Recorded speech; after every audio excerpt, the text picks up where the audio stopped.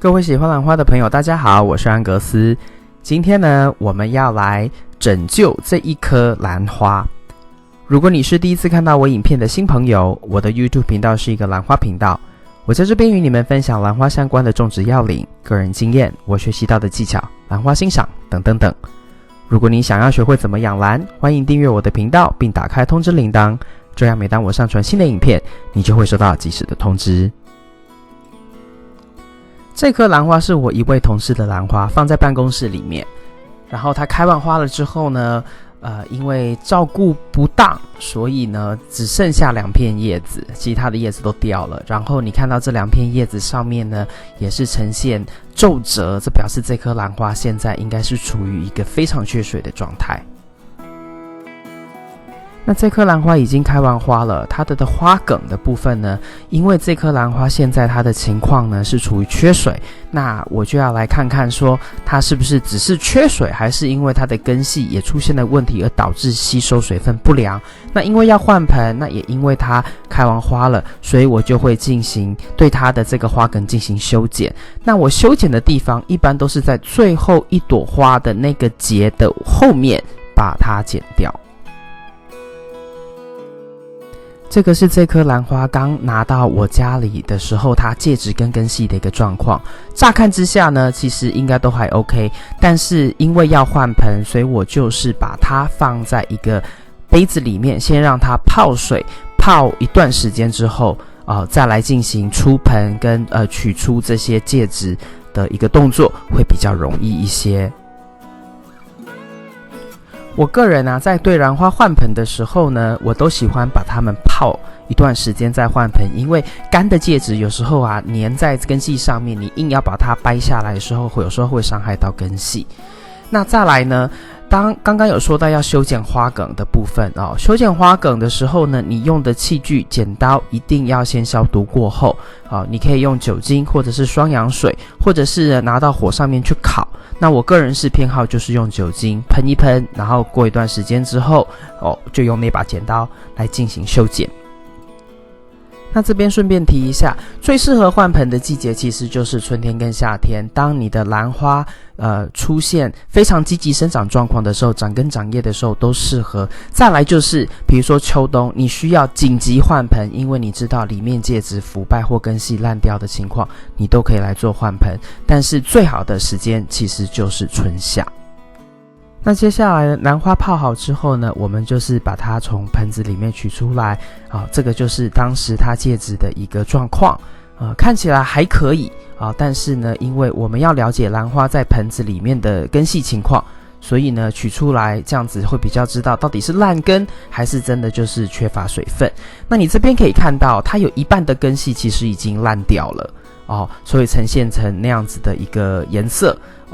咖啡色，而且它都已经干干扁扁的，因为经过一段时间的浸泡它的根系，活的根系会呈现的是绿色，就是你背景后面看到的颜色。那从这张图片来推测呢，我同事说这颗兰花掉了2-3片叶子，我猜就是因为烂根而直接黄掉叶子掉叶子。好，然后因为根系变少，所以呢它也就比较没有足够的根系去吸收水分，而进而它现在仅有的这2片叶子呢，就呈现一个这样子干干扁扁的状态。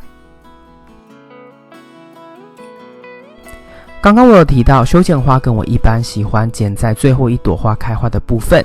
也就是在我手指头的那个部位左右。那在剪掉之后呢，伤口的部分你可以用肉桂粉沾一些肉桂粉在伤口上面，能够避免它的一个感染然后也加速伤口的愈合。再来呢，根系清洗过后呢就可以用酒精还有双氧水来喷洒根部的部分，来让它进而消毒。这边你会发现到有1-2片树皮是粘在根系上面，我没有硬把它掰下来的原因是因为我不想要让根系受到受伤。再来另外一个原因就是我知道我会再把它种回去新的树皮里面，所以其实有1-2片比较旧的树皮是没有影响的。这个就是我将使用的介质，右边的树皮跟少许的水草因为只用树皮的话呢，在办公室的情况之下，也许会造成一些困扰，因为我同事可能需要每1-2天就要浇一次水。那对于不懂兰花的朋友来说呢，这样子应该是比较麻烦的动作，所以加了一点水草进去，混合在其中这样子有助于保水，那也有助于减少给水的次数。所以首先呢，我们会放一些树皮在杯子的最底部。再来呢，因为它的根系没有很多然后呢，它根系的分布也比较不平均，所以呢，在中间的部分我选择了用一些松软的水草放在中间，然后再把它放到盆子里面去，然后在周围的部分，我再开始慢慢的加上这些树皮，然后来开始固定它。那在这边呢，我有一个个人喜好，加到8分满的时候呢，我会再用一些这种兰花专用的这种肥料来就是几颗而已，10颗以下就是撒上去，让它在里面。那这样每一次浇水的时候，它就会溶解一点，进而让这个兰花能够吸收到一些额外的养分。接下来呢，就是再陆陆续续的把树皮跟一点点少许的水草，慢慢的往上加，填满它到杯子它整个容器的最上缘。那在这边呢，要稍微跟大家提醒一下，兰花呢喜欢在小的容器里面然后有稳固的感觉，所以呢，这个介质一定要是怎么样呢？非常的紧实，但是又不能太过于扎实。因为呢，兰花的根系还是需要空气的，所以它的紧实度这个是需要经验。但是呢，一般来说，你只要兰花，你如果用手指稍微这样子扭动它，它如果很轻易的就会被你晃动、摇动，甚至那个根系就会马上跑出来，表示你没有把它种得非常的稳固。再来呢，右边的是逆渗透的卵水，左边呢是我准备的这个海带水 Liquid Seaweed， 这个是一种根系的生长激素。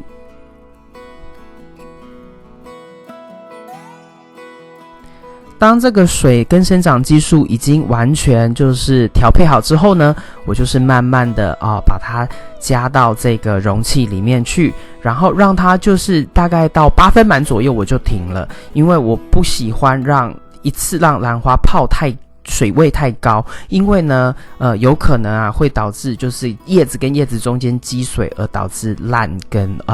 叶的情况所以呢我一般就是8-9分满然后就停止，然后就让它静置泡到可能20分钟、30分钟，因为基本上这颗兰花它现在的状况是缺水的状况，所以呢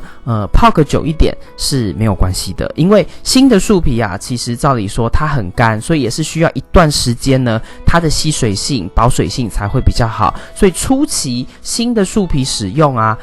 你是可以比较常浇水，或是泡水泡久一点是没有问题的。泡完水之后呢，将它取出，沥干到它不会滴，再放到这个透明的杯子里面去这样子我们就可以再把它放回它原来的外杯，然后这个为了美观的外杯，黑色的外杯，这样子我们这一次的拯救行动就完成了。以上呢就是今天为您带来的影片，如果你喜欢这个影片，请帮我在它的下面点个赞。如果你要继续与我一起学习怎么养兰，别忘记订阅我的频道并打开通知铃铛。谢谢您的观赏，我们下次再见。